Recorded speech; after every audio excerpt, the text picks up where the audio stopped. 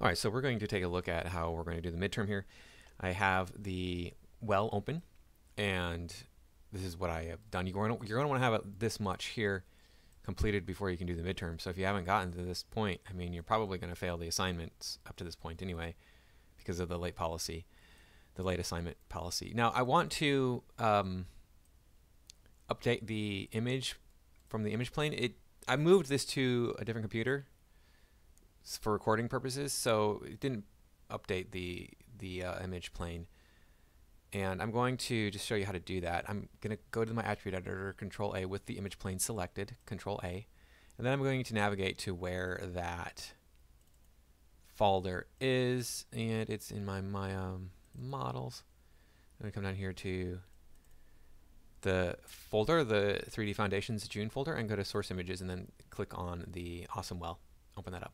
And there it is. So I can look at the well while I am creating the various parts for the well. So first thing I'm going to want to do here is I'm going to want to make this pulley system. That's going to be kind of the easier thing out of the things that I have to do, by the way, just so you know.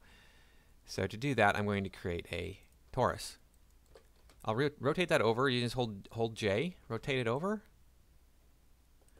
and then I'll move this up so it's around the pole. Get it around the pole here. If you want to center it perfectly, you can come to your side view here. Turn on your wireframe unshaded. That's this icon right here. Click on that.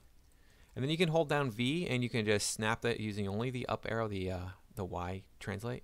Snap that right to the center there, and then you can use a Z translate to lock it into place this way. So snap that over to here. And you'll have that locked on there. Now that's way too thick, right? We can see how thick that is in here. This, I don't know, it might just be a hook in the image, but I'm going to assume it's a full ring. We'll go to the channel box. Make sure you click on the channel box. It's this icon up here in the upper right-hand corner if you can't find it. And then I'll get to my inputs because I need to change the section radius to say 0.2 maybe. Is that going to be good? Let's see. 0.2. That's probably okay. I think that'll be all right. I'm not sure, but I think it'll be all right. Let's do a 0.15. I think that's better. And then I can change the radius. We can bring that down to like 0.7 maybe. Yeah, that looks about right. Let's try 0.8. Okay, 0.78. That's fine. That'll be fine. I think, yeah, that looks pretty good. Press 3 to see that smoothed out.